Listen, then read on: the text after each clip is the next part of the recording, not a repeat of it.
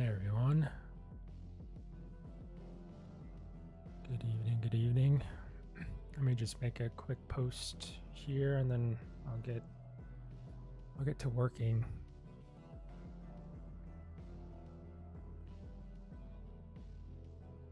Okay.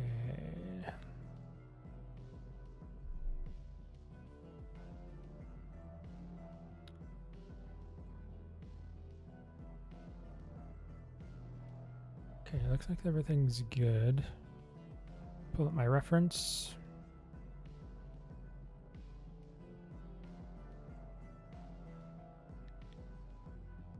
All right.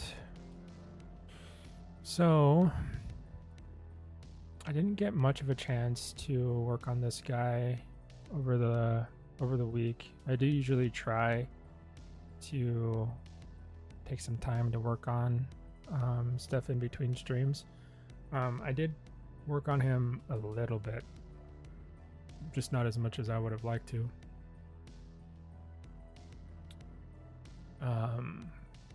So what did I do? I get this preference.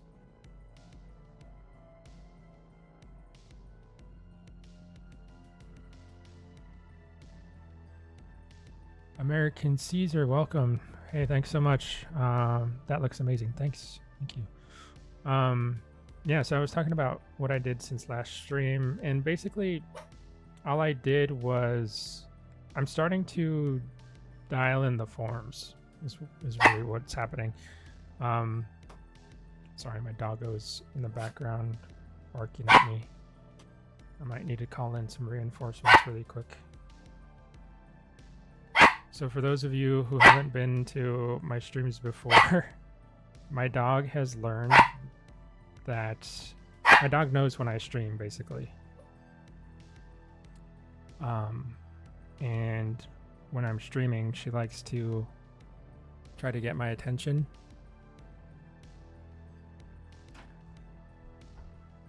And my wife just came in to grab her. But yeah, she knows, she's funny. She knows when I'm streaming. And she'll start barking at me because she's in my office with me the majority of the day. And I can be working, you know, going about my business. And I can even like play games or something with friends where I'm talking to the computer. And she won't bark. But for some reason when I'm streaming, she absolutely does start barking. But anyway, yeah, I've just been starting to refine the forms. You can see where I've started to do all that stuff. You see all these like little scratchy marks on the sculpt. That's where I've started to go in and refine things. And the way I like to do that is I usually go for the clay buildup brush and I set it to something pretty low. Usually like a 3. It's very low. Make sure that backface masking is on. And what I'm doing is I'm kind of cross hatching over the forms.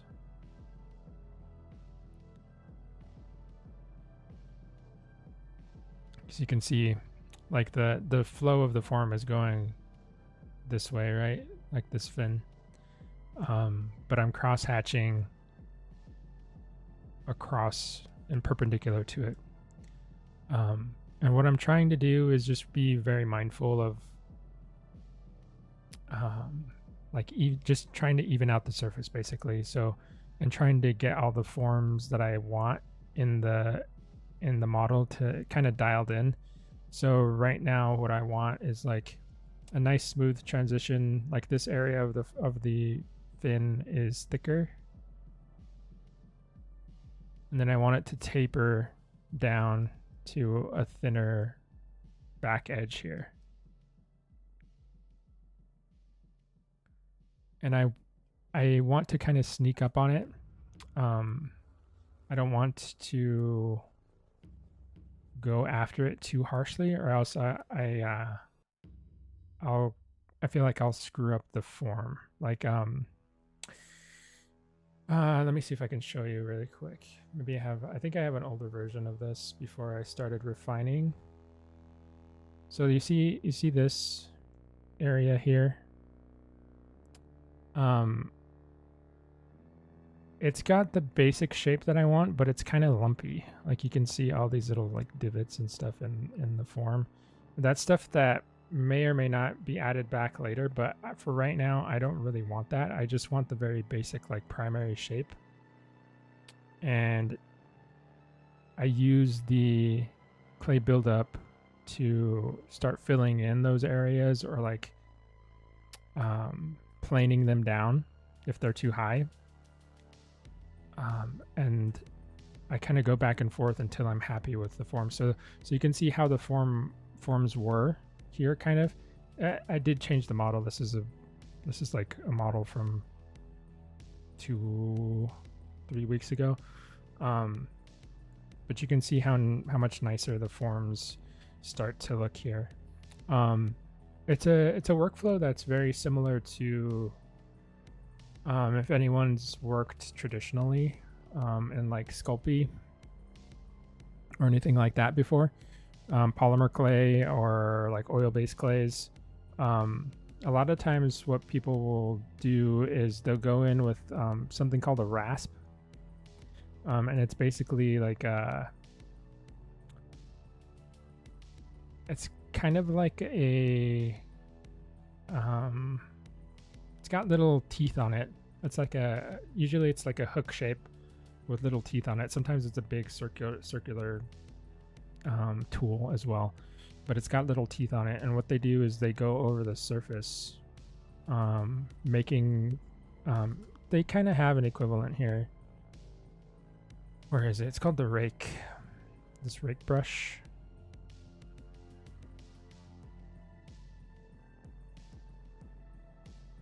But they go over the surface with these rakes.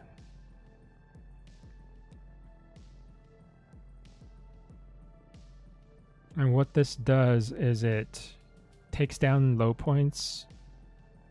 I mean, it takes down high points, and it'll move material down to low points. It doesn't behave quite the same way in ZBrush because obviously you're not like in polymer clay or an oil-based clay, the material can slide. You can like blend the material with your fingers and you can push it down or around. That's kind of what a rake can do also. Doesn't really behave that way here, but what it does do is it gives you a nice visual of how the surface is behaving. So all of these little lines that I'm creating with this rake brush basically act like contour lines, and it reveals how the surface is moving.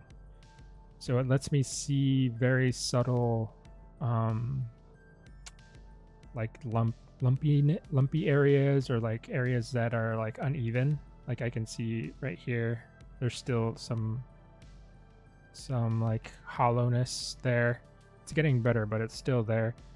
So when I can, as I'm seeing that, I can start to adjust and start to add more things or take away surrounding material just to even out that area.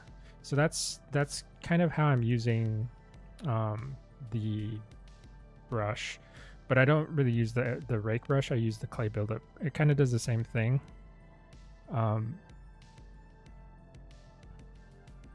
It leaves these marks. You see these marks here that allow me to see what the surface texture is doing. And that's how I'm starting to kind of go over the model and refine stuff.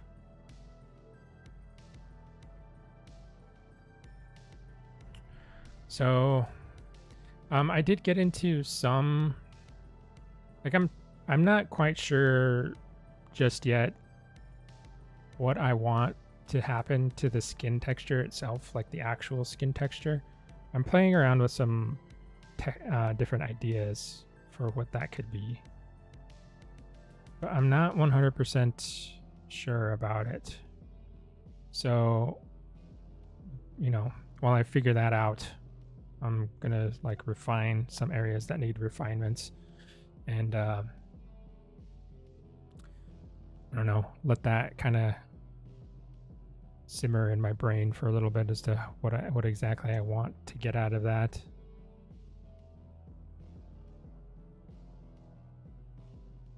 But I've covered the fins, majority of the fins. There's still some work to do here, of course, but we'll work on that tonight. And then I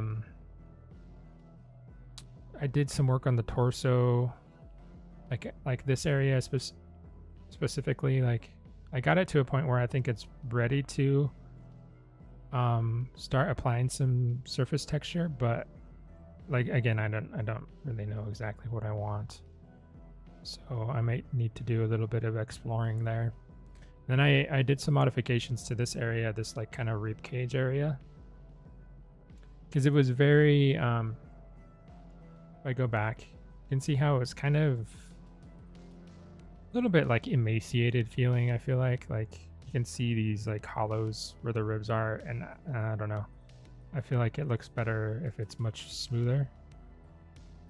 Still structured the same, but you're not able to see like each and every rib that is right here. So I think I'm going to spend a little bit of the first part of the stream just kind of going over these areas that I was dealing with before, and just see how it goes.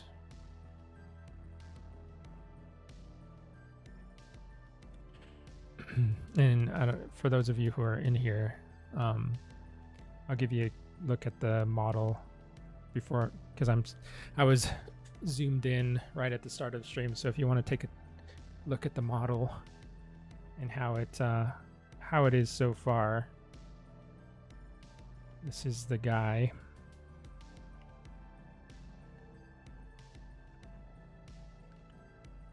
So he's getting there for sure. Still a lot to do, lots to go, but I'm having fun with him.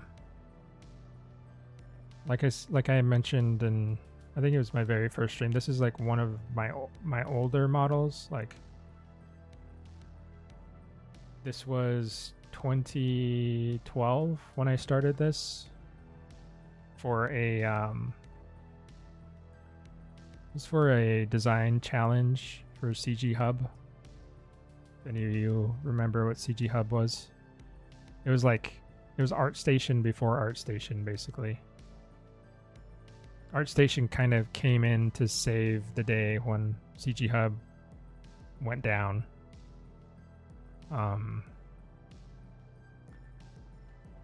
But prior to ArtStation, CG Hub was kind of where all of the artists in the entertainment industry shared their work, and it was where I did have I think I did have a small gallery, but mostly I kind of followed a bunch of artists and like kept up with what they were doing as inspiration, and I participated in a few of these design challenges, mostly creature design stuff. So that's where this guy came in, and I always really liked the design. It's always been like in the back of my mind to finish. So I'm actually doing that now.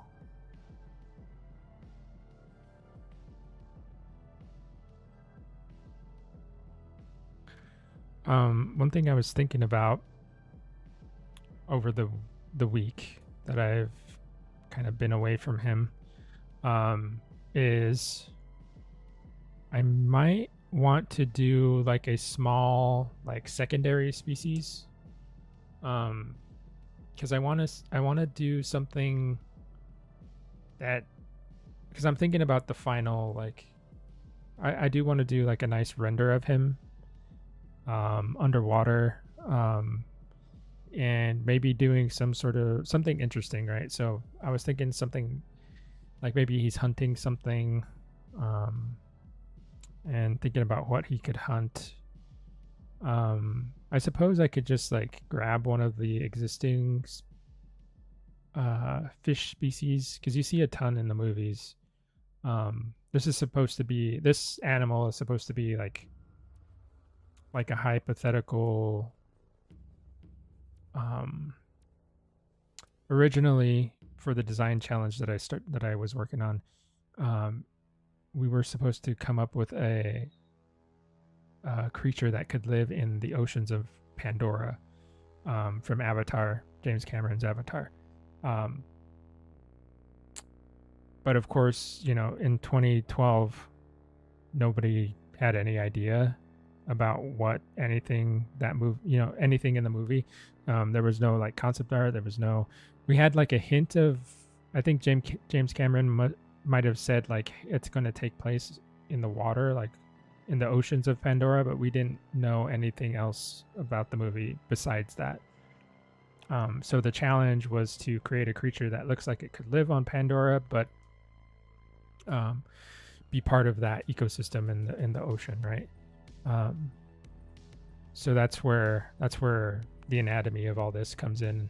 That's why he trying to dial in the shapes and like make him feel similar to what the movies establish, but not like, still make it be its own thing. But yeah, I was thinking that he could be chasing something, like some sort of prey animal. And like I said, I could probably just pull a species of fish, because they have so many swimming around in the movie, and then just use that. I think it might be fun to come up with something like a secondary species that he could hunt. I think it might be fun to design something really quick. Like, I need to be careful that I don't like, what's it called? I don't expand the scope of this, any more than it already has been. But maybe some sort of simple fish kind of model. Something that's like one piece that doesn't need like, I can retopo and texture really fast, that I can maybe do like maybe duplicate a lot to make like a school.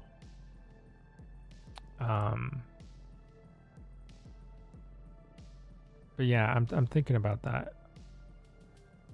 We might have a little prey item for him, because I could use stuff from the movie, but a lot of the stuff from the movie is like,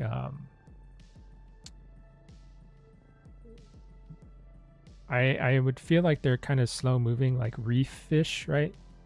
They're not like, yeah, they're reef dwellers. Whereas I think this guy would be much more of an open ocean sort of predator.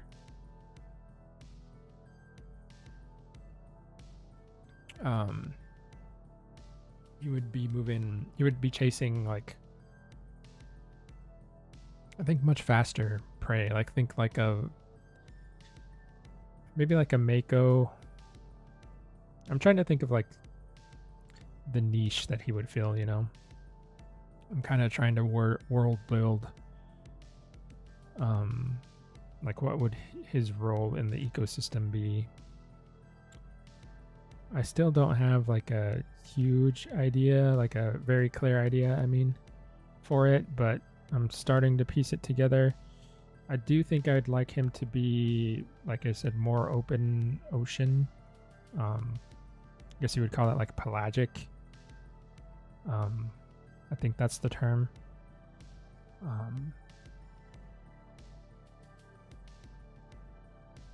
You might see them like near reefs and the shoreline every now and then, Like it's not out of, it's not out of the realm of possibility for them to be in that environment, but it's also like not their home turf.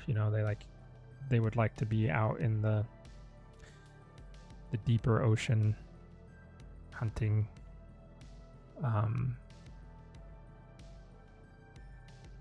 So I would need a prey species that is similarly adapted.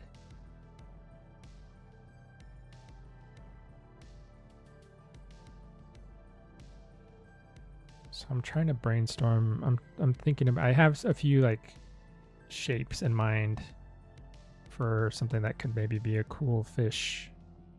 Or maybe it's not a fish, maybe it's like I don't know, some type of squid-like thing.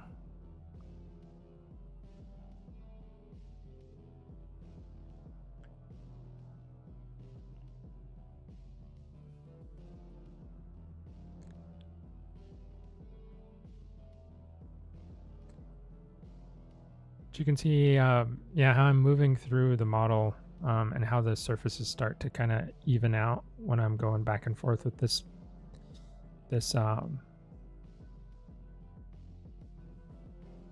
the clay buildup brush. Usually I wouldn't have to go through this step, but because this model is older, like this model, I made this model before I kind of learned to implement certain things into my workflow. And you can see here how he just looks kind of lumpy. Like look at the fins. Even though he's got like some surface texture there, but like look at the primary forms, they're kind of lumpy.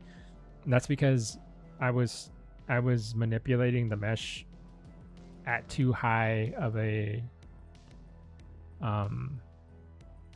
subdivision level. Basically there's too many polys, and when you do that, you can end up with that kind of lumpy feel.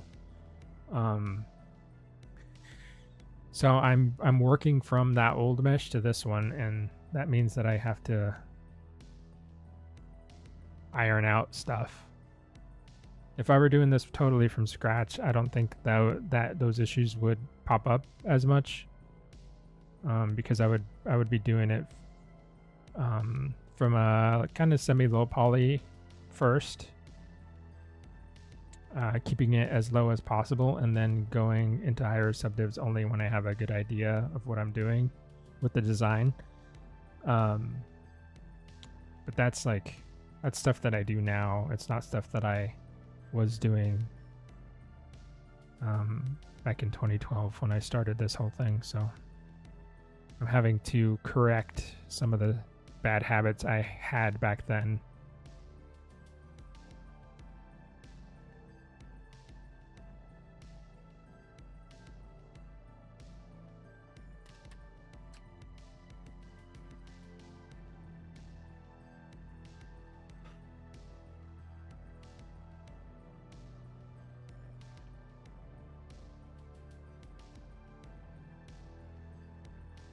So you can see, like, you zoom out, this like crosshatchy stuff starts to kind of form. It's almost like sanding in a way, like, or maybe like sanding in reverse. Because with sanding, you're taking a surface and you're basically scratching or like shaving parts of it off. You're leaving scratches in the surface, but the finer and finer you get with those scratches, the more you don't see them, the more polished the surface looks. So it's kind of a similar idea. And then later, like once I'm pretty happy with how all this is working, I'll just do a quick smoothing on top of it, and it should get rid of majority of all that stuff.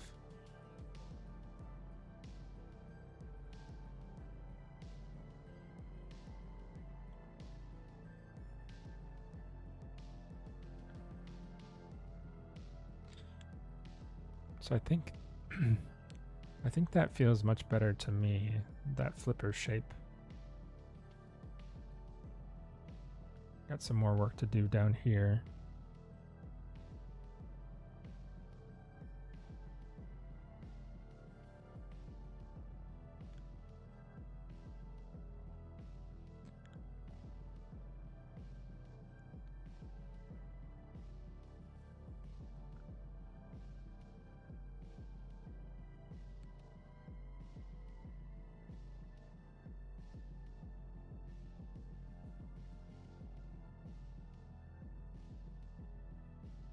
And once I get a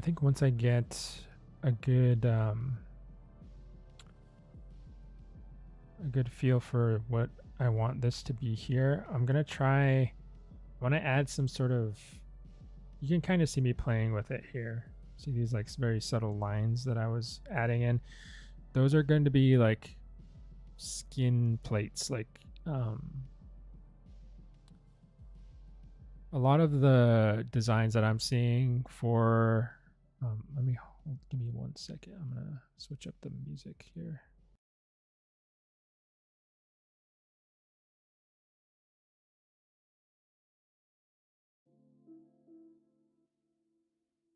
I feel like I need something a little bit chiller for right now. But on some of the concept art and like some of the renders and stuff that I'm seeing for some of the creatures on Pandora, they have some like armor plating. It's not like heavy armor plating most of the time. Sometimes it can be, but majority of the time it's like very close and tight to the body. It doesn't break the silhouette too much. It's not like a turtle shell or anything like that. But I think especially on the front parts of the body here, here, that kind of armor plating would be visually interesting, and I think it might even, I can probably come up with some sort of use for it, some function. That's what I was playing with there. So I want to try and continue to play with that. Let's see if we can get to some of that today.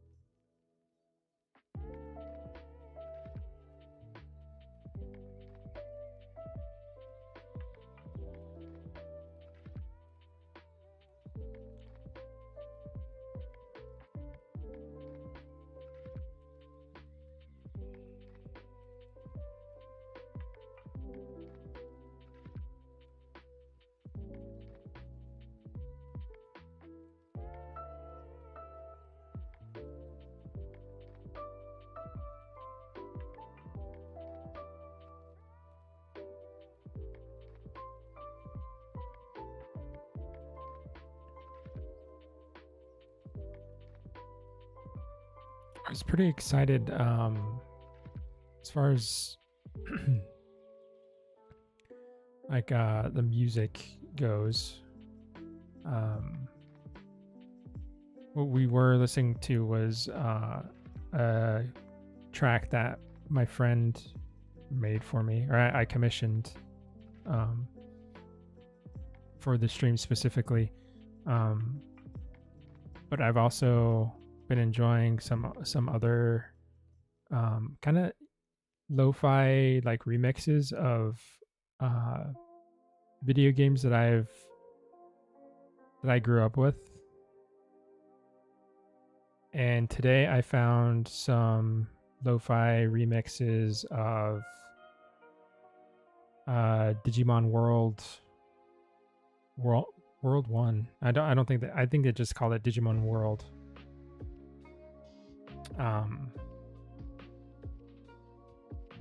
But that was pretty nostalgic feeling to come across those. They're pretty cool. I threw them in this playlist, so maybe some of them might pop up.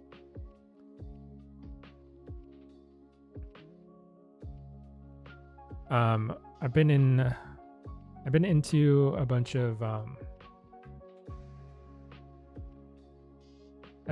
a bunch of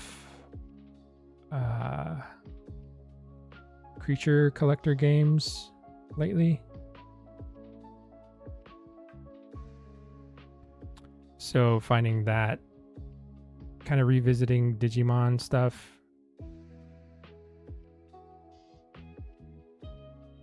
has been pretty fun.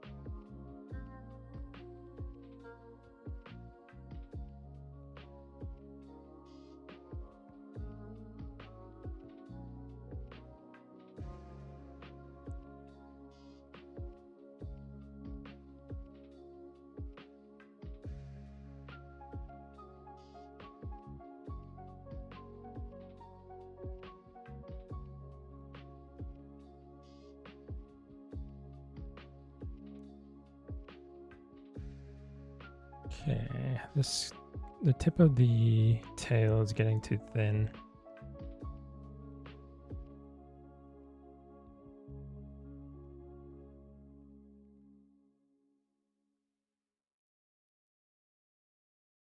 I'm gonna have to remesh this area. This whole model is gonna get a new low poly mesh eventually. But it would be nice if this was not totally messed up when I went and did that.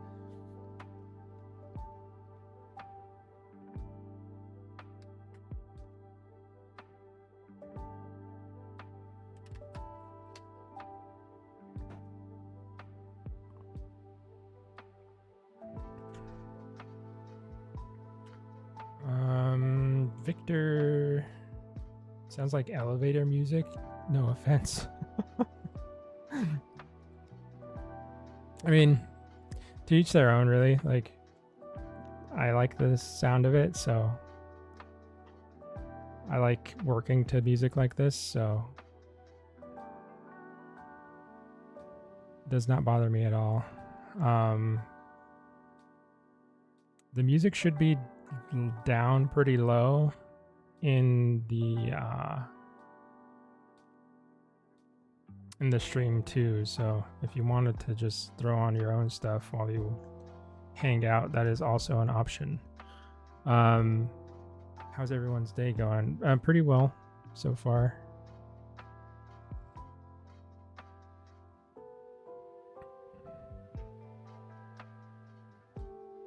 Like these are remixes of some pretty classic video game tracks. I think they hold up pretty well.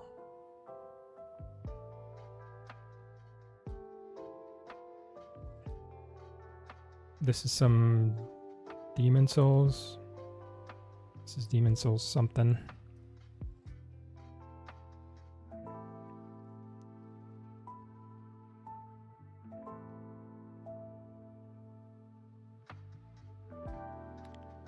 Dark Souls 1, I think.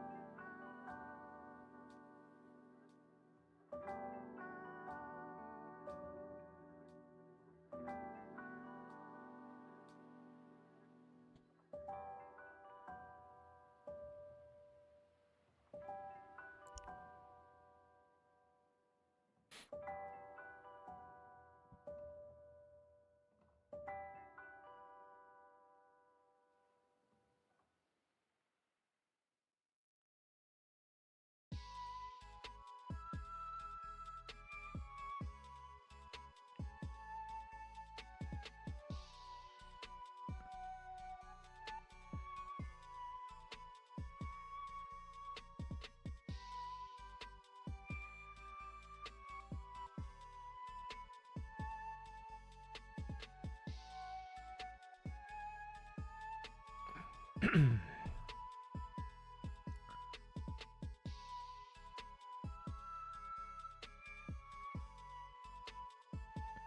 actually might be a good opportunity to make some new skin texture brushes. I've been meaning to do that.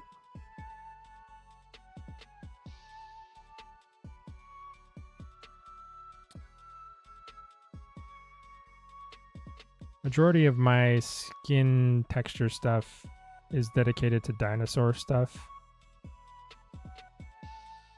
I need some resources that are a little bit more broad.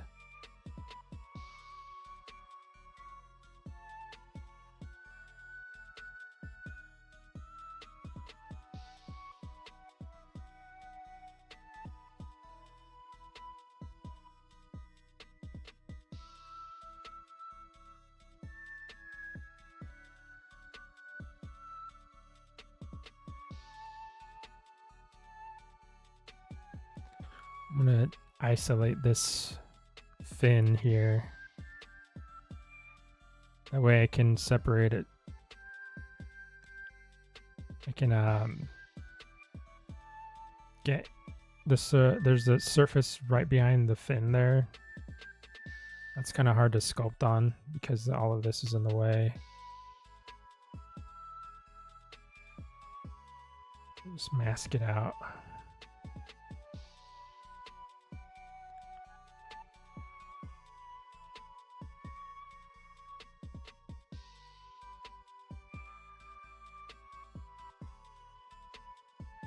Make sure nothing is incorporated into the mask that shouldn't be.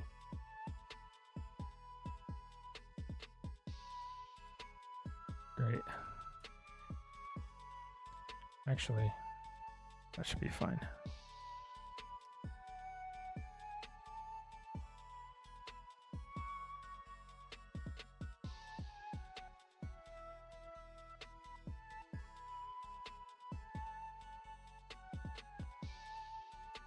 Check the other side.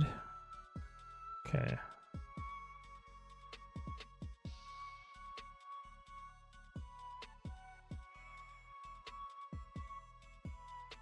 Cool. Now I can get in here and do some evening out.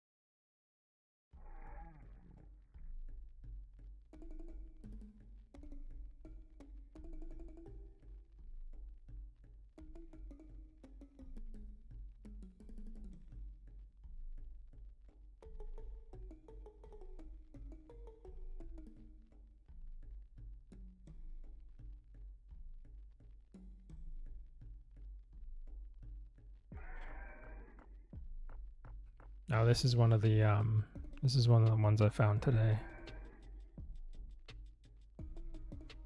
It's this is from Digimon World.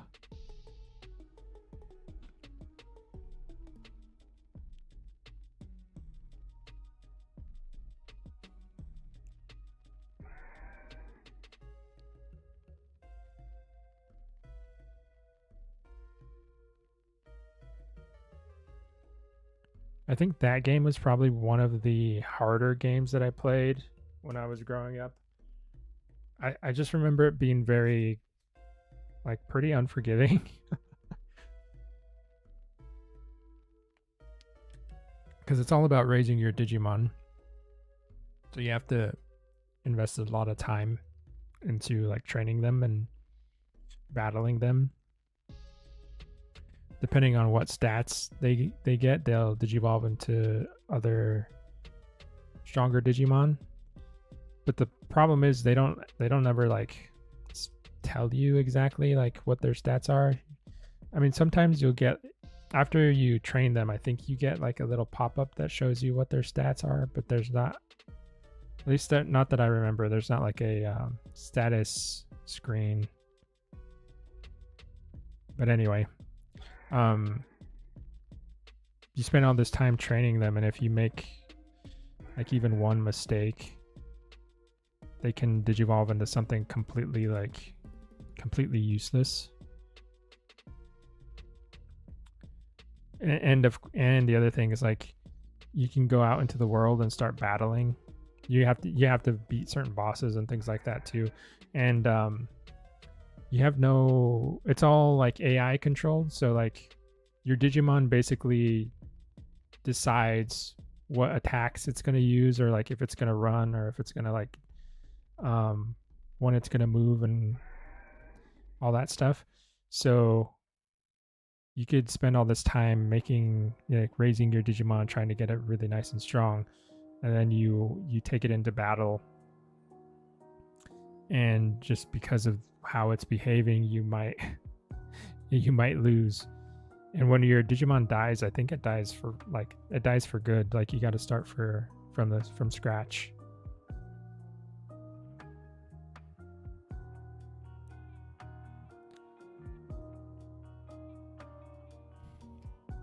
I'm kind of wondering if I played that game today, if I would be able to figure it out and actually beat it.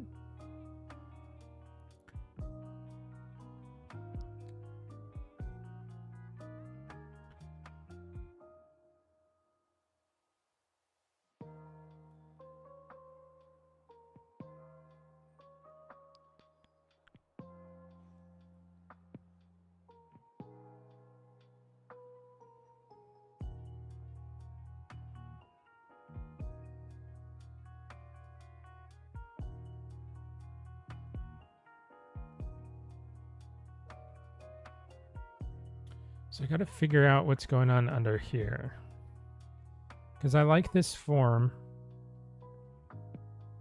I like the fact that it pops out of the background form. Like it's not just like an embedded rib cage, but I need to figure out anatomically what the reasoning for that is. I think originally what I had thought it was going to be is like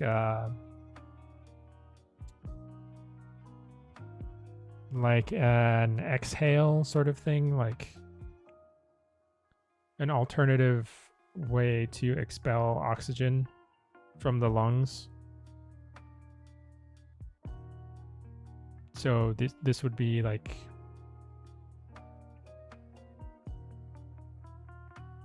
an airway basically. But that's essentially what these are. This is like the main nostril. So like if you imagine the water line being the top of the screen, they would poke their back out, and then this would be where they would breathe in and then take a breath and then dive down under. So I don't know if I want to keep this or if I should just blend it into the rest of the body.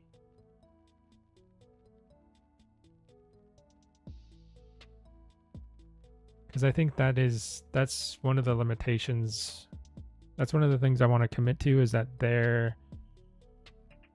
these guys are like dolphins. Basically, they're not. They don't breathe water. They breathe air. At least right now, that's what I'm thinking.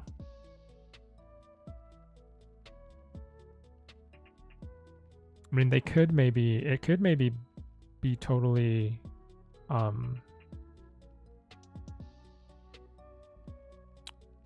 could be totally marine, and then these could be like gills or something.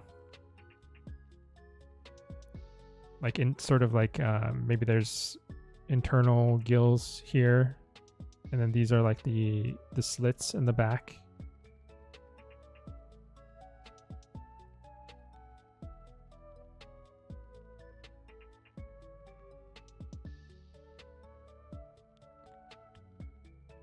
Like something like that.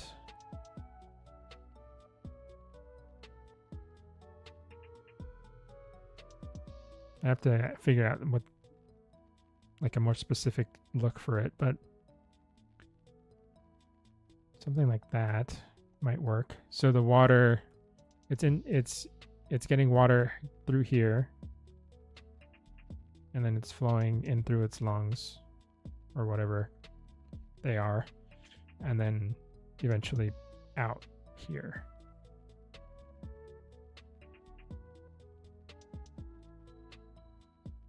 Maybe. I have to think about it some more.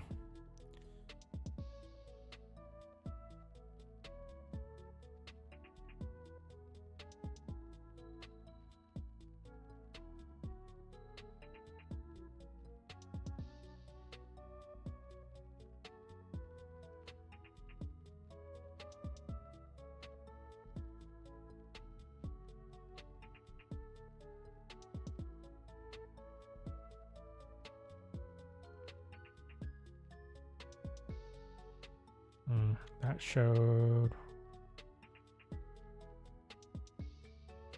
I forget that the I have the old head in here. I can just hide it.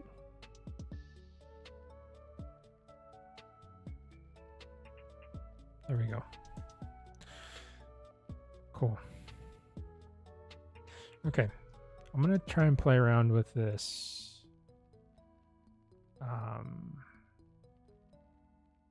These like armor plates here.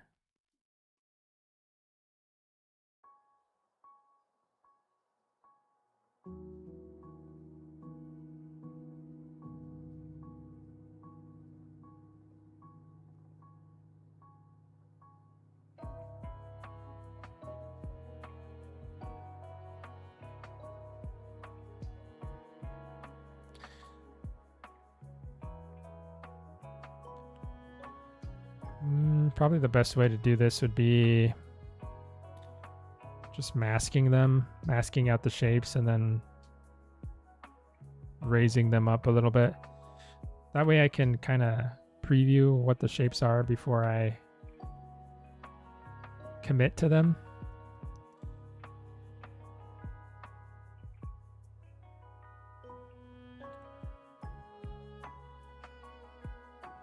I want the scale shapes to complement the body flow, like the contours of the body.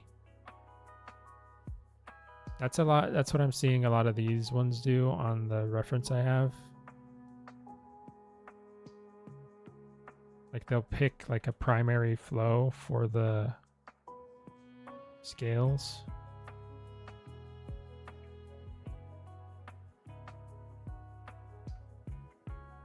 I think something like that kind of shape might work.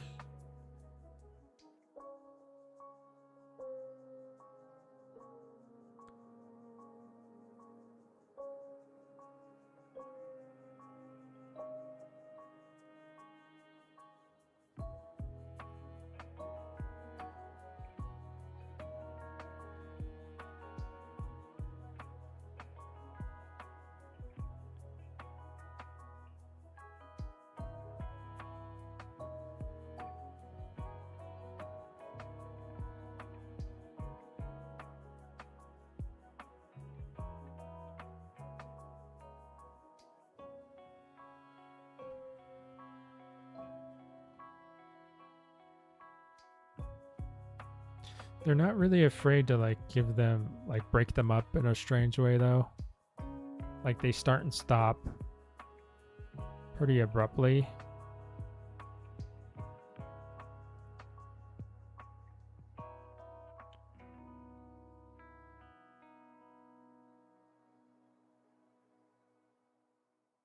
I also have to like resist to Like, this reminds me of some Monster Hunter stuff. Like usually, I play a lot of Monster Hunter. Usually they'll do some stuff like this. Looks really cool, but it's not the right aesthetic for this. So I'm like trying to resist going down that route.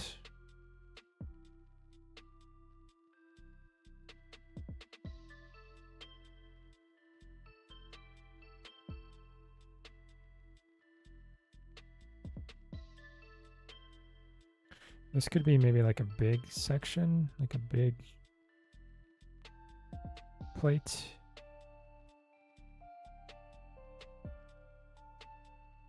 Yeah, I'm calling it like a scale or like a plate, but I don't think they, in the way that they look in the film on the models, they look pretty flexible still. Like they definitely look like thicker, but it would be more, I think it would feel probably more like a thicker leather type. Not totally like hardened. Still semi-flexible, just like a little tougher than the surrounding area.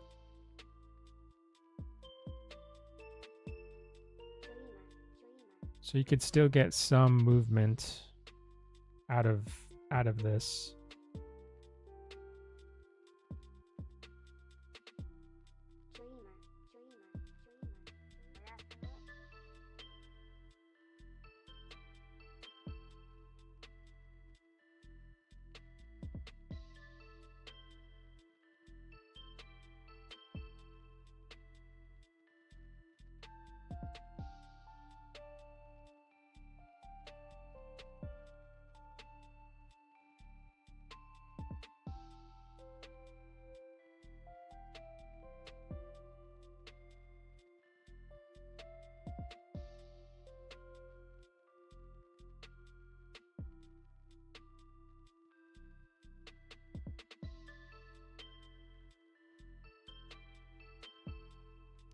I have to figure out how I want to end it though, because I don't want it to go all the way down the fin.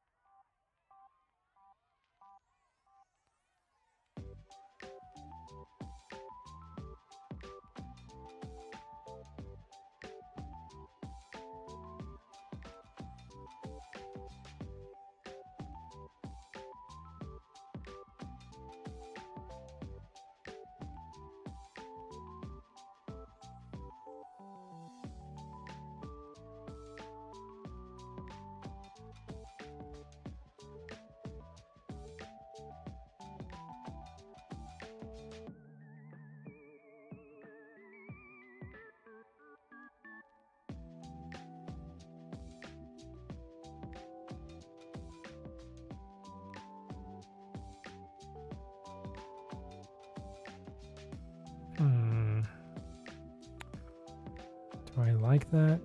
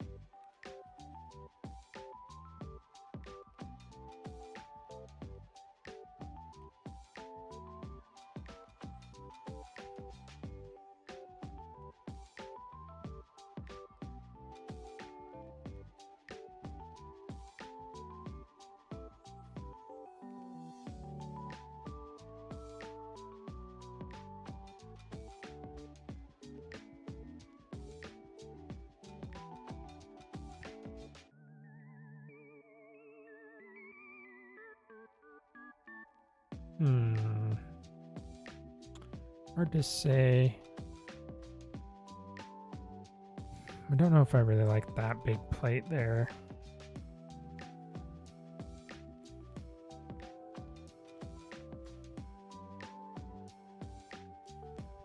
I do feel like there could be some sort of scales here, like along that ridge, but not that big chunky shape.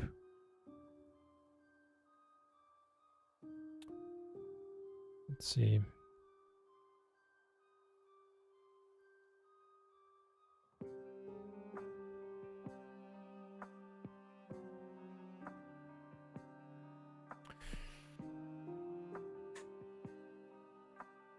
Probably want the shapes to be a little bit more aggressive too, because I don't know, I feel like that feels appropriate for this guy. Like a little bit more pointed. A lot of the scales on some of these animals that I'm seeing from the movie, they're very round. I think it partially because they want a lot of the scales I'm seeing are from like the friendlier animals. I think they want the shape language for them to be a little bit more like softer.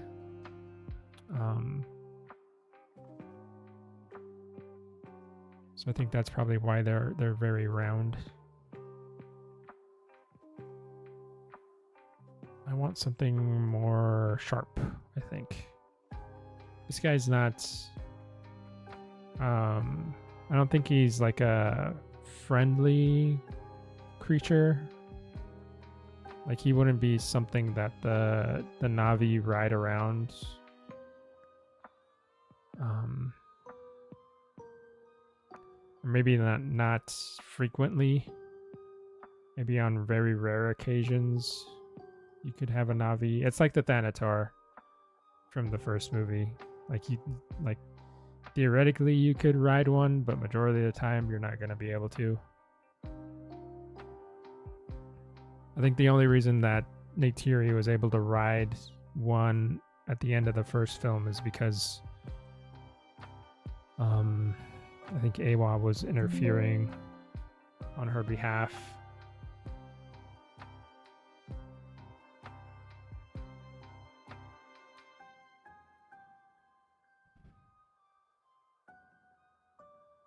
It basically stopped the predator instinct and let her ride it.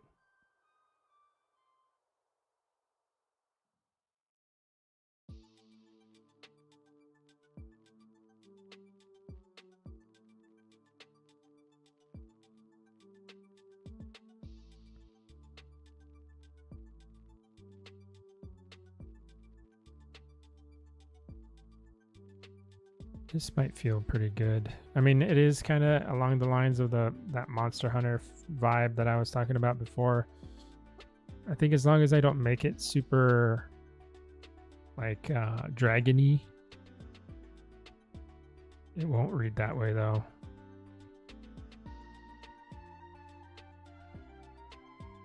I do like the way it like shifts the shapes right here.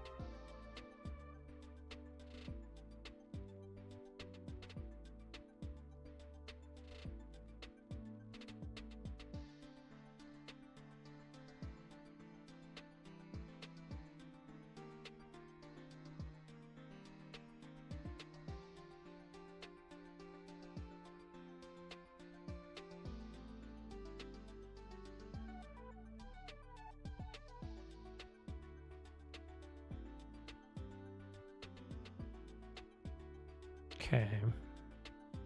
Maybe something like that. We can try it. I can try like extruding the scales a little bit because I think it's gonna look much different when I do that versus just having them painted on like a decal, right? I feel like I probably need to see them sculpted out a little bit more before I can make up my mind. Let me just get these masks.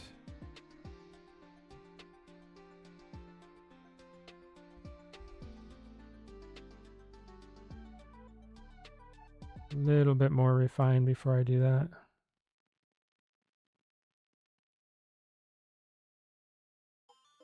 Okay. Let's see. Put a layer on. I might can take it off if I don't like it.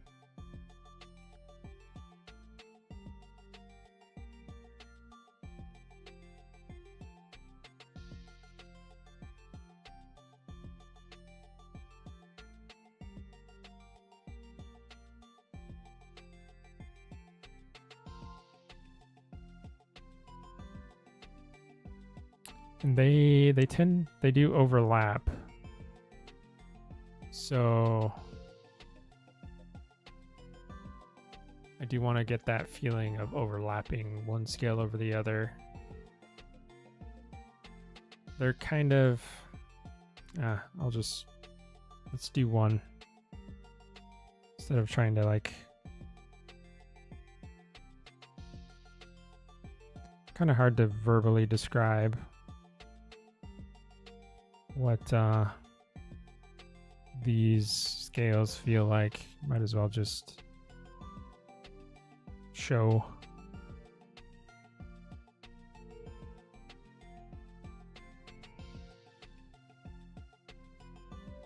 They're not like, they don't look super keratinous. Not in like the way you would expect, at least. It's not like a cuticle, I don't think. It like merges into the skin very seamlessly.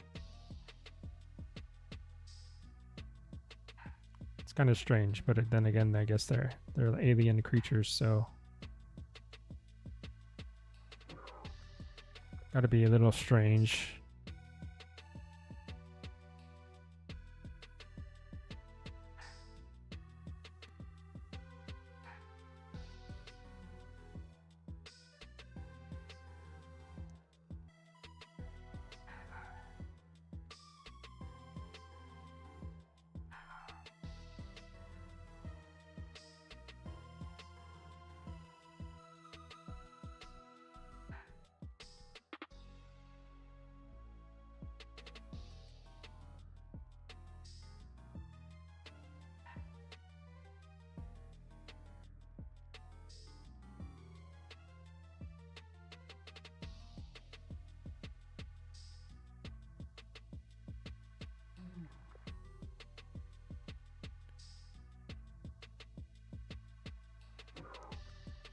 Turn off the and hide the mask really quick.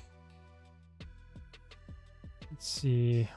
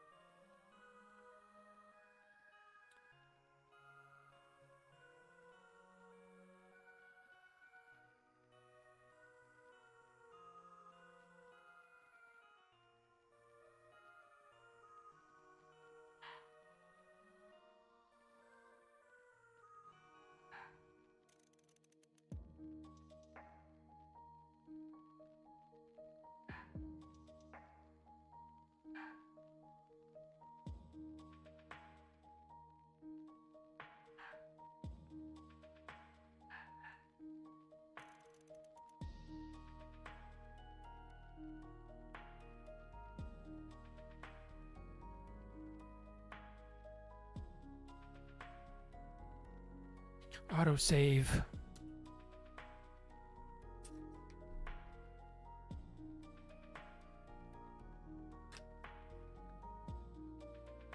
Autosave likes to pop up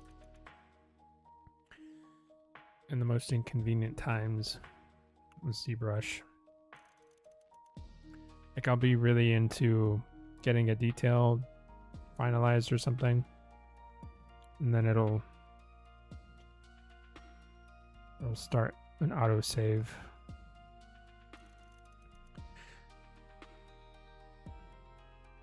It can be pretty helpful though, but I will say it's a little bit disruptive to the flow state.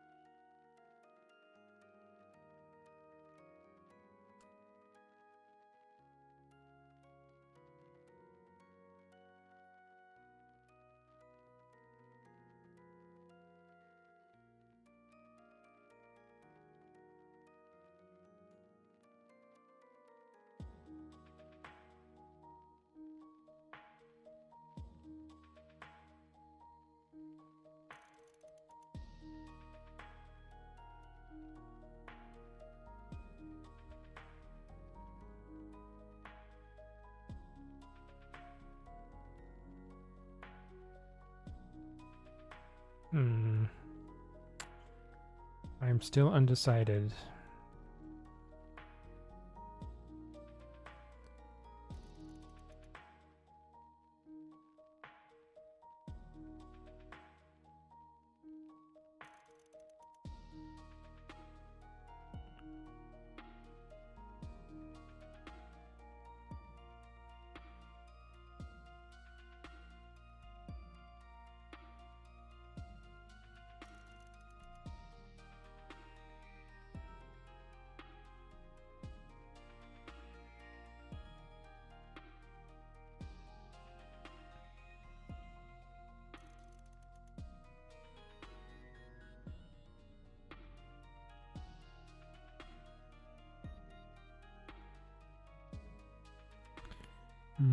I think maybe clay build, or this clay brush might help me here.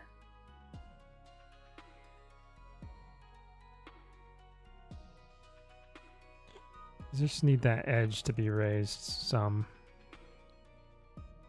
Then I can kind of feather it back here.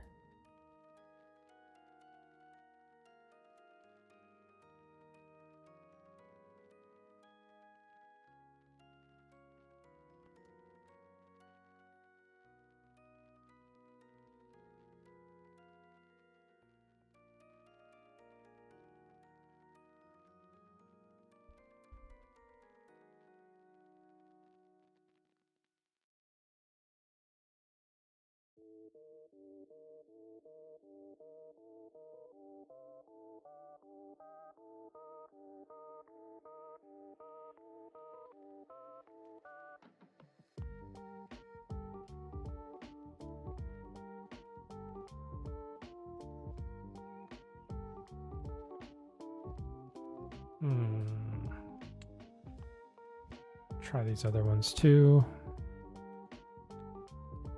See if I can get these raised up a little bit quicker.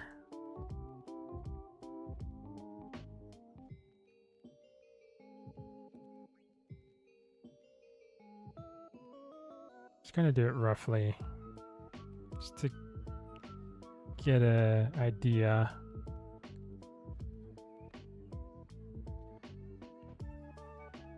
Without overcommitting.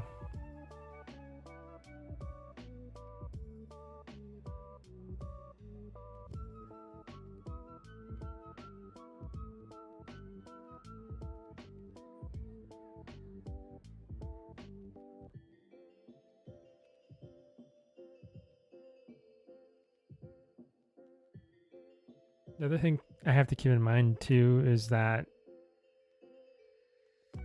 I'm gonna have probably some pretty elaborate color patterns on this.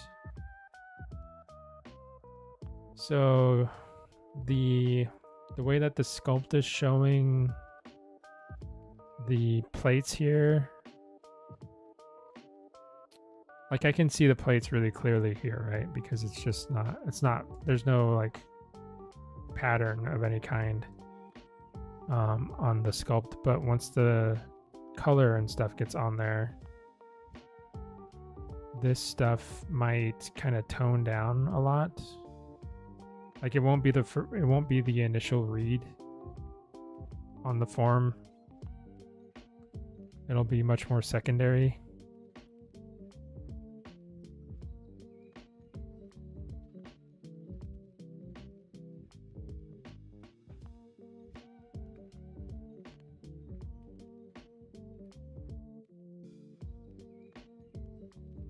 So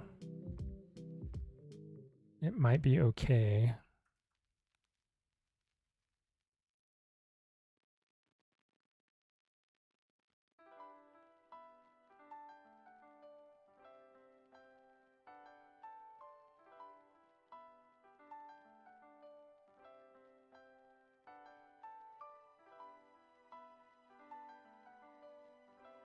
I do have to reinforce that little ridge there.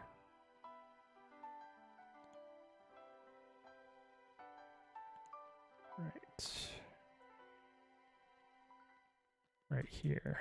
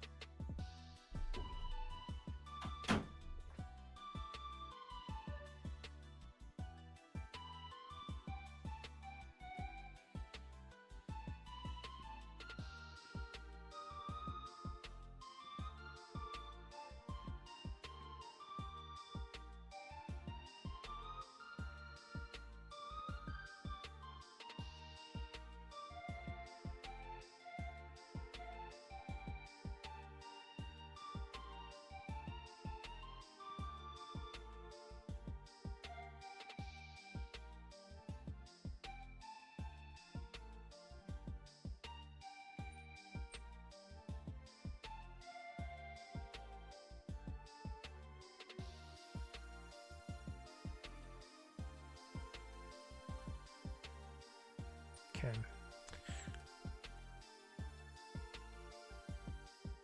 I'm still undecided on that, I think. I know I want some sort of scale detail here. But yeah, I don't know exactly what the shapes should be yet. I think I probably need to play around with that more or think about it more.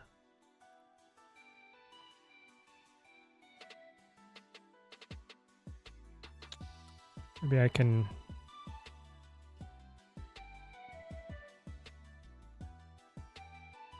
this area here would be pretty flexible. Like this, like I like the wrinkling that I have there because this arm would be moving back and forth, up and down, all that stuff. I need flexibility here as well. So maybe this little plate right there might not make sense.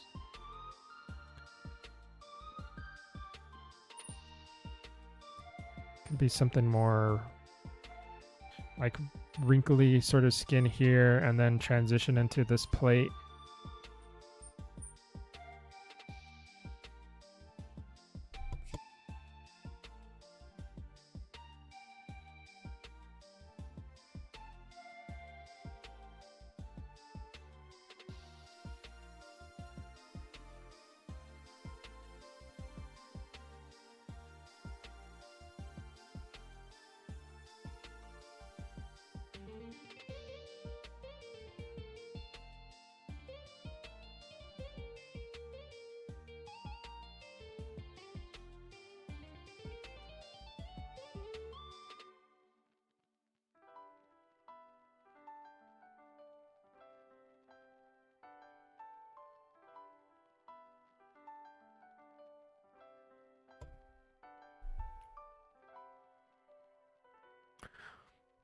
Sorry, doggo had to come back in.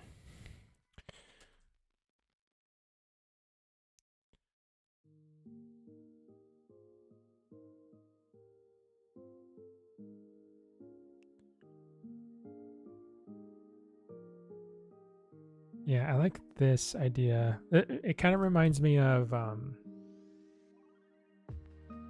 I've seen reconstructions of Dunkleosteus, and it has like Dunkleosteus has these very distinct armor plates on its face, on its skull, but they do have these sort of gaps in between. And there was one really cool reconstruction where I saw it was kind of this sort of thing happening where it had like very flexible skin in between those gaps, so to allow it to hinge, and then the plates would be kind of butting up against that texture. So I kind of like that. It's just the shape of the plate.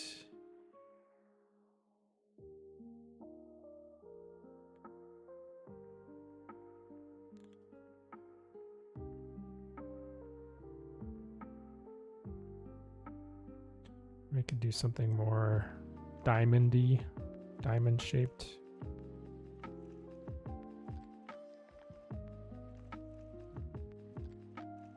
Do like a kind of like a breakup of it just a little bit down here where it needs to move more.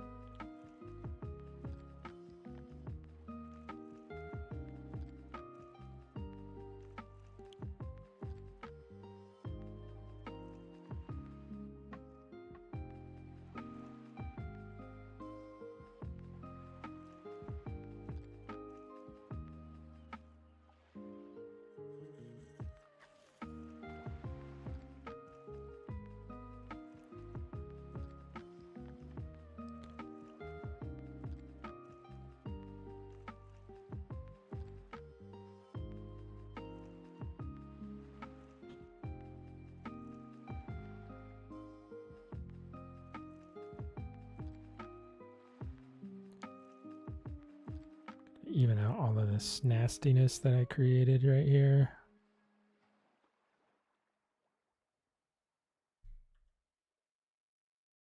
It's going to be so much nicer when I have a retopoed mesh. I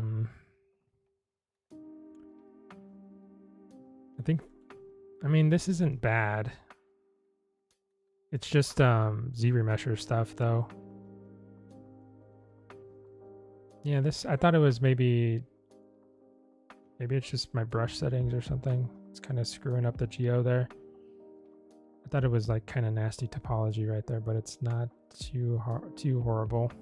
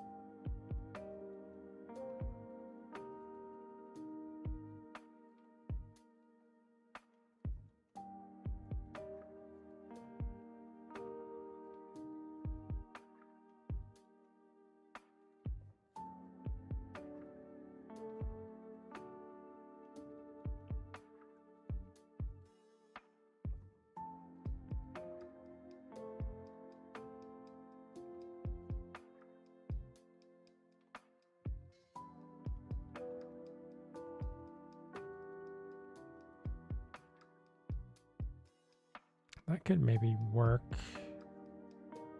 Maybe.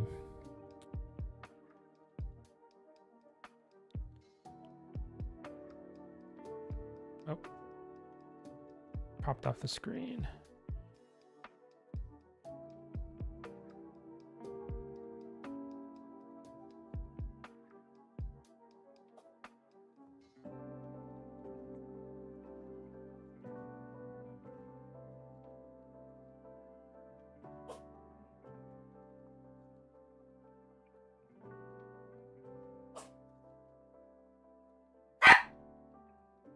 Oh my goodness.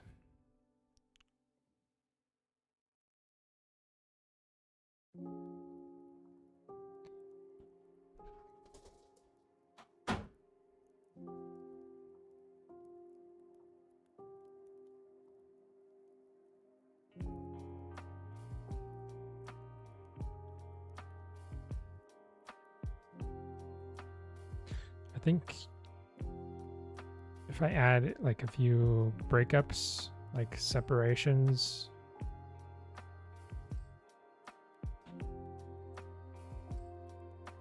because they do that a lot, I'm noticing in the other designs here, and they do it like they kind of find a rhythm and they just kind of repeat it over and over and over. The thing is, it's like you have to find a rhythm that works very well with the anatomy, something that feels like it reinforces the gesture. And I'm still trying to figure that out here. I think I'm just gonna like sketch around a little bit and see if I find something interesting.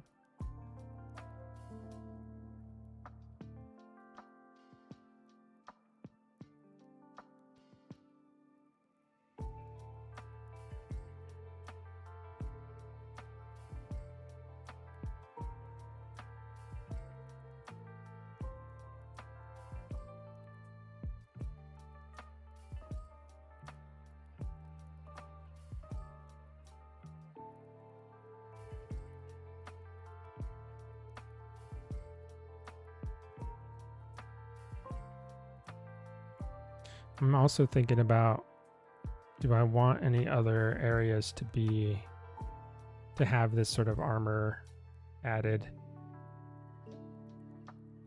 We could maybe add some up here on the back of the neck, on this area, the spine, tail. The tail already has this feature here with those like osteoderms. So I don't know.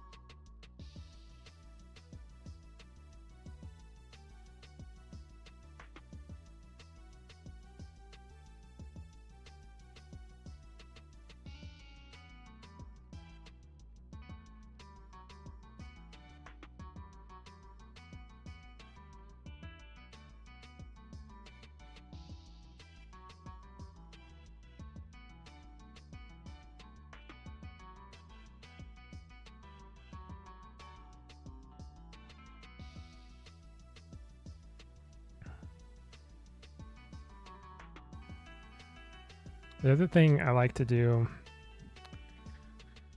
well, sometimes it helps, sometimes it doesn't. Just like popping around to a different area. It's like I'm trying to solve a problem here, but sometimes if it's not like resolving very like I'm running into like some roadblocks, it helps to jump to a new part of the mesh and figure out other stuff.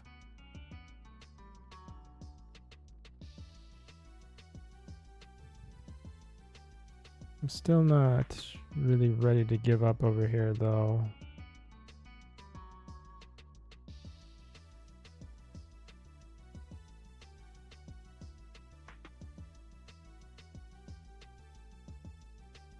Other option is just not to have any. Like I don't have to have armor bits on it. Maybe it would just be better to keep it just like skin here.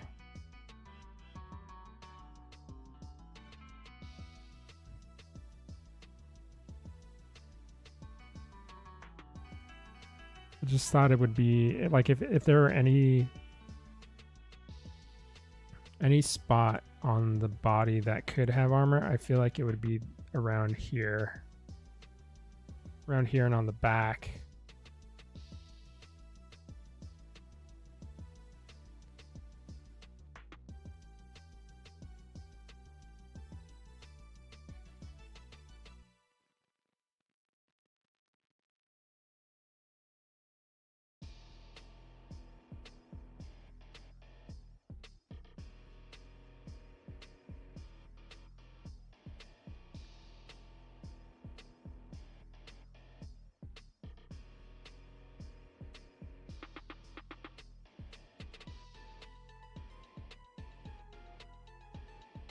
I think it looks a lot nicer like this. Like I'm starting to like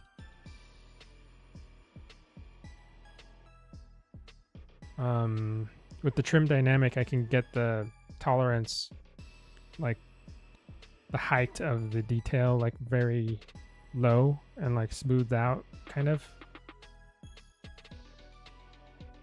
I feel like that might work much nicer.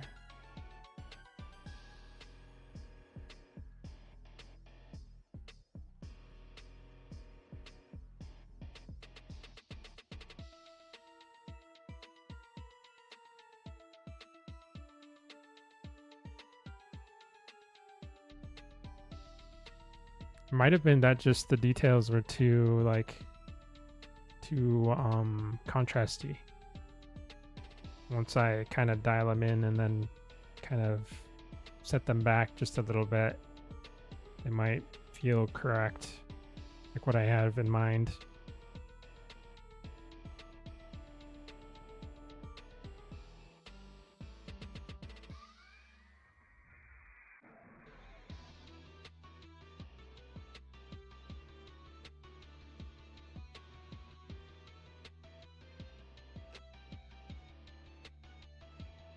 I feel like that's getting closer to what I was trying to go for.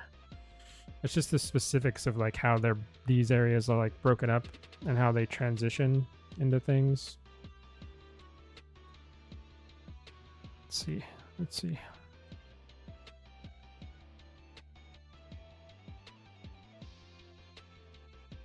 And I think that's going to come a lot with just like detailing it out. I don't necessarily know if I am going to find that right now. This is more about laying it out.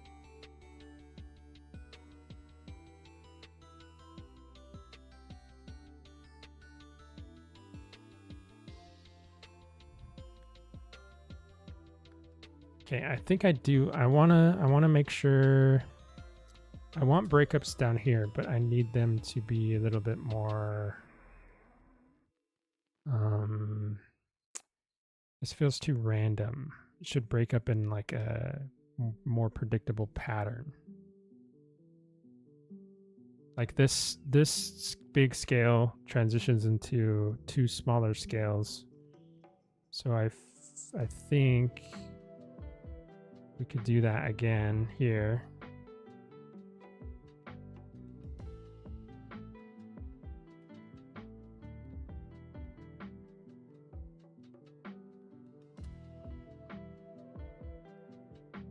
Another good brush would be clay tubes.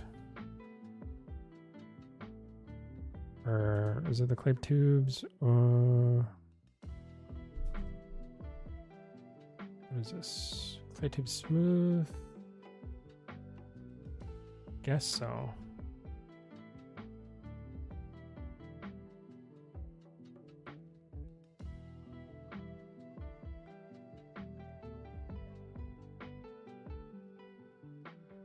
And then I would like change it into like tiny little ones, you know. So it would gradually just transition into the normal skin that's going under here.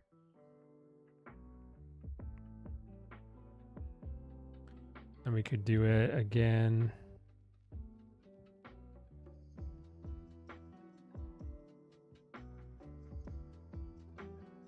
So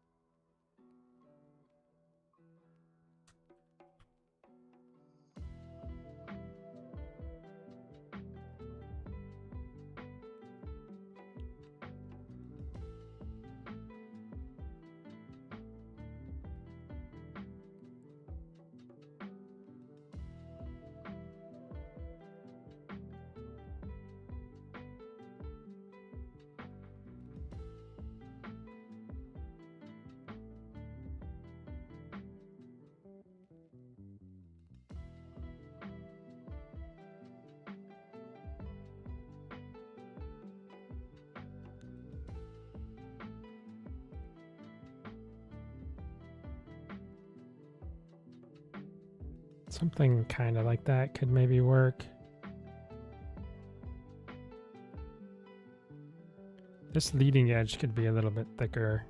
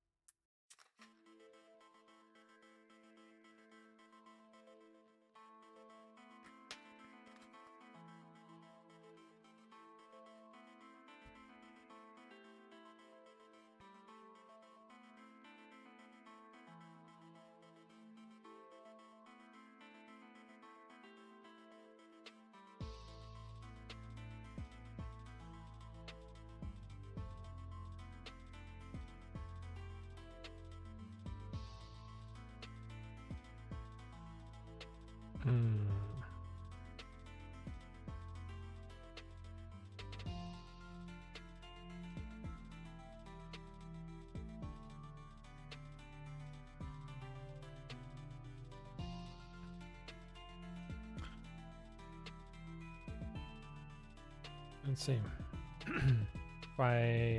This should be on a layer. So if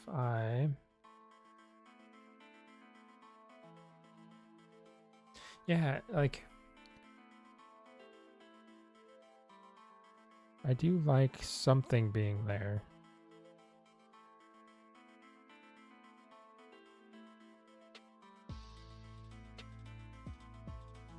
I really like this little area here that I was talking about before.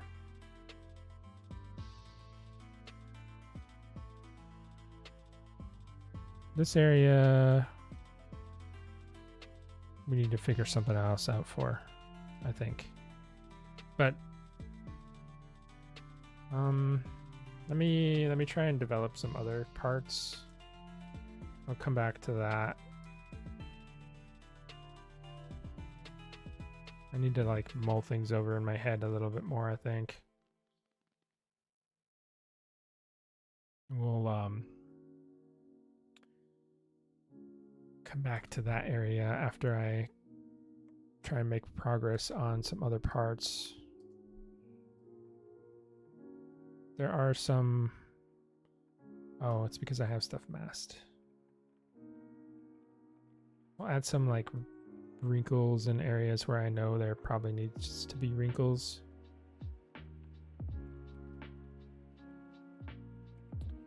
I've always found sculpting like marine animals to be kind of hard because you're always dealing with that balance of it needs to feel like hydrodynamic, and a lot of marine animals are very smooth, but with the sculpture sometimes leaving the surface super smooth just makes it look unfinished. So trying to get a nice balance of details while still making it feel like it could swim and not be dragged down by all this like the skin texture is a little tricky. I run into that more with like marine reptiles, I think.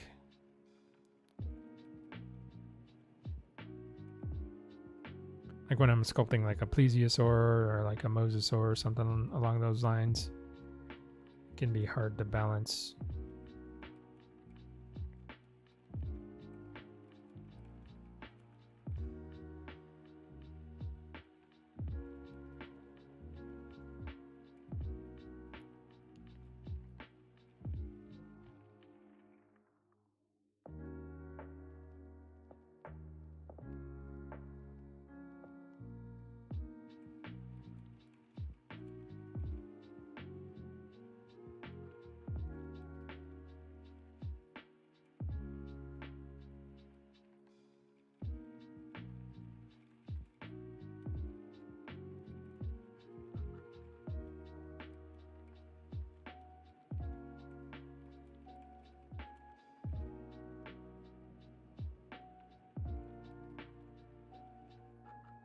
These areas around the fins and stuff are fairly easy to deal with though, because I'm imagining that they're going to be moving them around a lot to kind of control their movement in the water.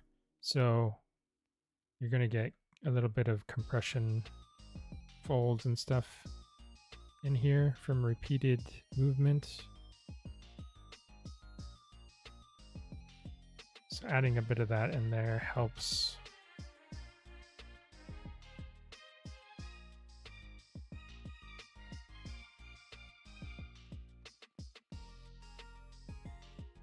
I can come in with one of my wrinkle brushes here. I always like my wrinkle roller.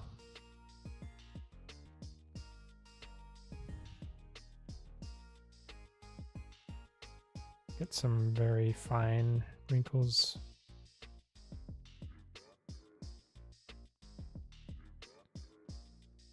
And sometimes I like laying down a pass of these, and then they'll sometimes, like, I'll be able to see certain patterns within them, and I can pick those out and kind of elaborate on them.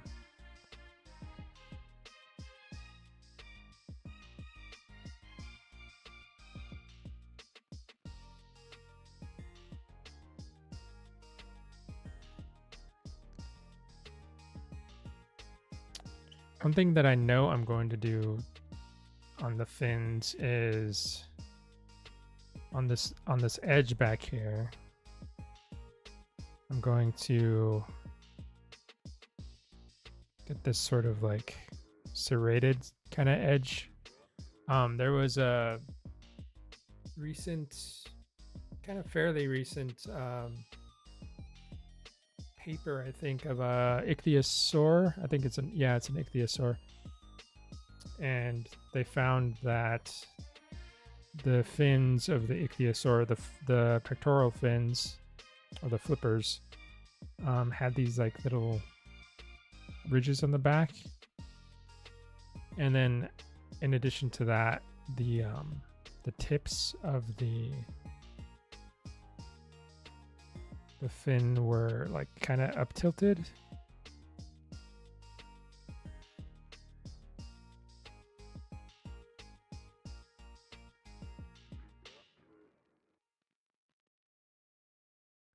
I think I'm going to add that detail to this guy.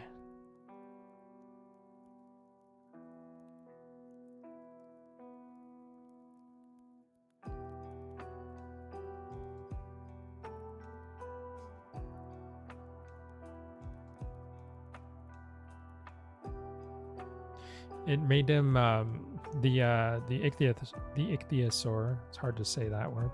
The ichthyosaur are pretty. The flippers or fins reminded me of like an airplane.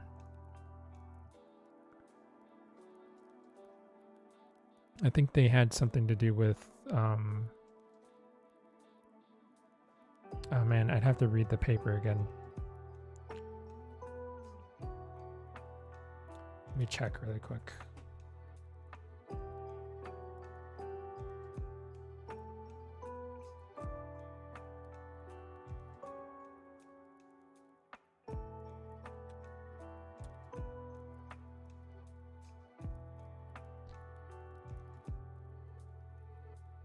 Oh yeah, it had something to do with hunting.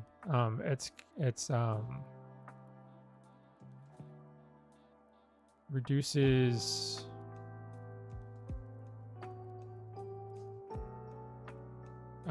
it's like how owls owl feathers have on the edges they're kind of frayed, and what it does is it reduces sound. So what they're saying is that this ichthyosaur was kind of employing a similar strategy but underwater, and it would make its swimming much more silent, so it could sneak up on its prey easier.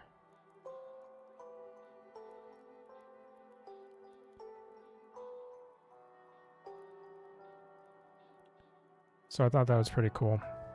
I think that is a nice little detail to add in here.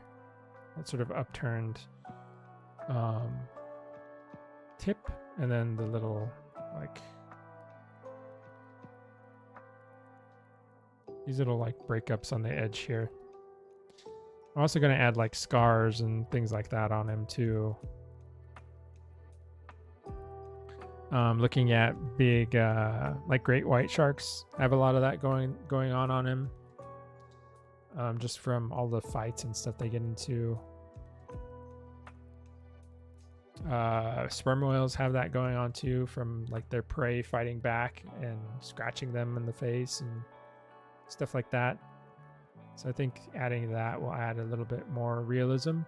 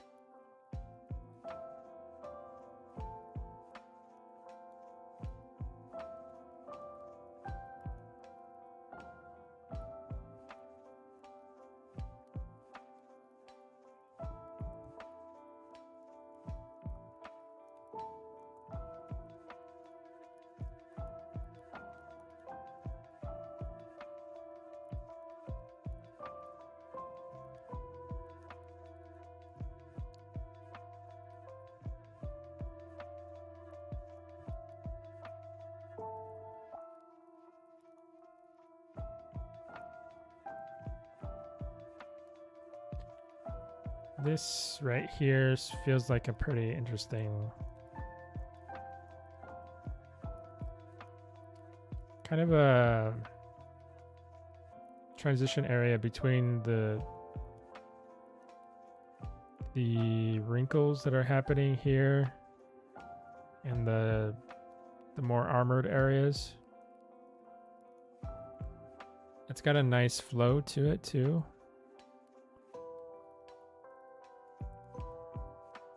I might use something like that, but I think maybe I need to figure out a way to terminate all of this. I feel like it'd probably be better to do it more abruptly, like have it kind of sectioned off here. so that this is like the definite like limit of it all, or maybe slightly lower. Oh, I got another autosave. So I guess it could come down as far as here.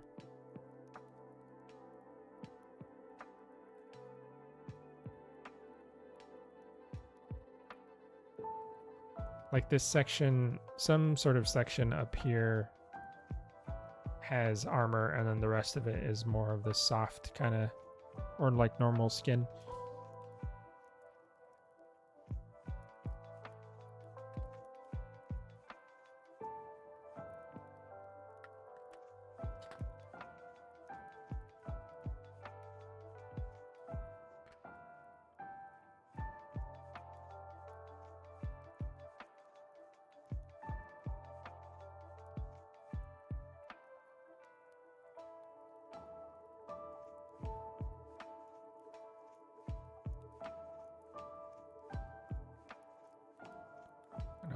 I don't want to lose that ridge there.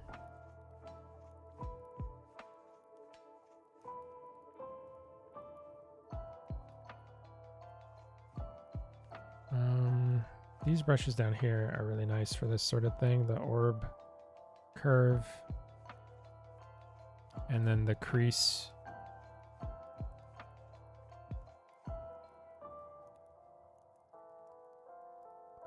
Maybe a little bit higher intensity.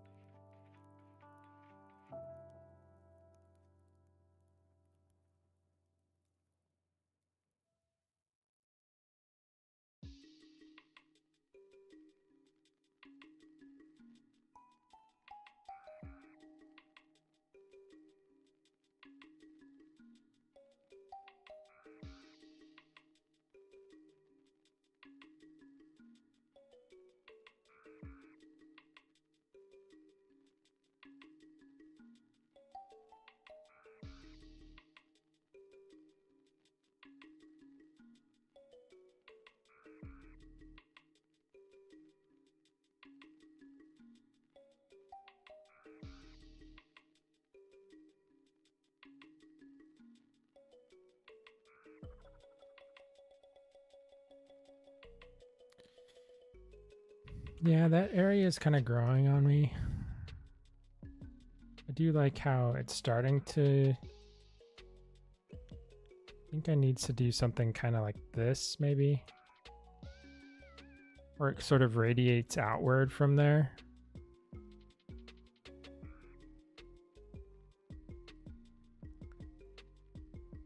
Like it starts out as kind of like a wrinkle, and then it transitions into a bigger plate.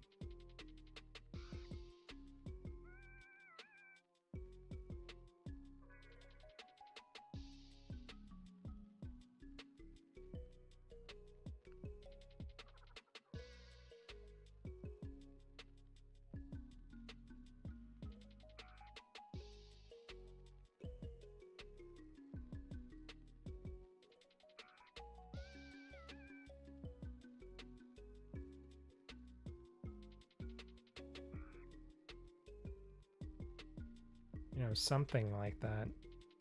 Still gonna mess with it.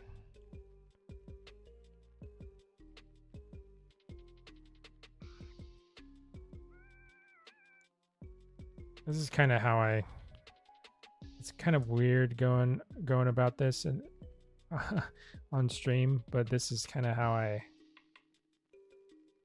just like try stuff out. I mean, what I could do is just break this out into like a design pass, right? Like I could like render out some alternate views or something and then just do multiple design passes on just this area, try to figure out what it is. But it's really hard because if I do that in 2D, I'd have to render out multiple views like this, right? Like I need to see this view, I need to see what it looks like from the front, I need to see what it looks like this side. So I'm designing it in 3 different perspectives all at once, when sometimes it's much easier just to do it in 3D and then like kind of like iterate, I guess the word would be.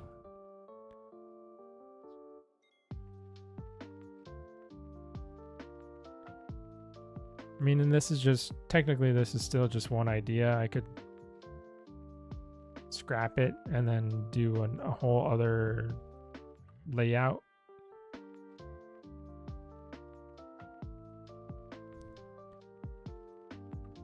But I think in this case, at least for me, it's much easier to just sketch it out on the model and like spin it around, think about it a little bit, take a break, go work on something else, come back.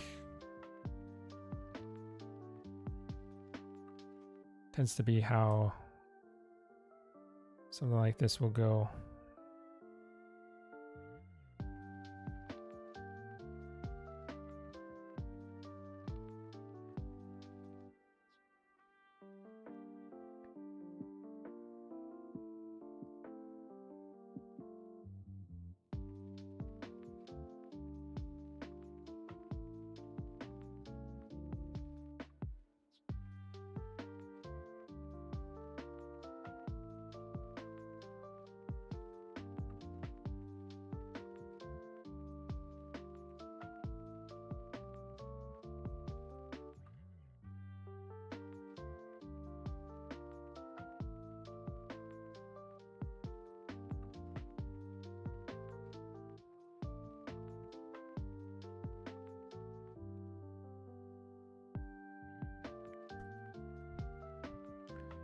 All right, I think I'm getting pretty close to the end of my time here.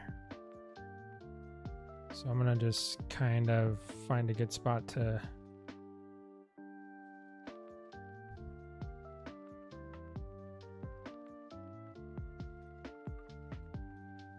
finish up. But thank you all for those of you who popped in and took a look at what I was working on. I really appreciate it. I will be back next Monday. I'm going to keep trying to be as consistent as I can be with the Monday time slot, and just keep working on this guy until I'm done with him, basically. So welcome to pop back in next week. Those of you who are also interested, I do other streams for a video game that I am working on. It's called Echoes of Extinction. It's a dinosaur survival game where I also do streams that I model and go through the whole process for prepping video game models. Those are strictly like dinosaur reconstructions, so more on the paleo art side of things. So if you're interested in taking a look at that, I stream at the same time on Wednesday, and then I also do another stream on Saturday at 9 a.m. PST. So if you want to pop in, take a look, check out Echoes of Extinction, those models, I'll be there. So yeah, thanks everyone. I'll see you next week.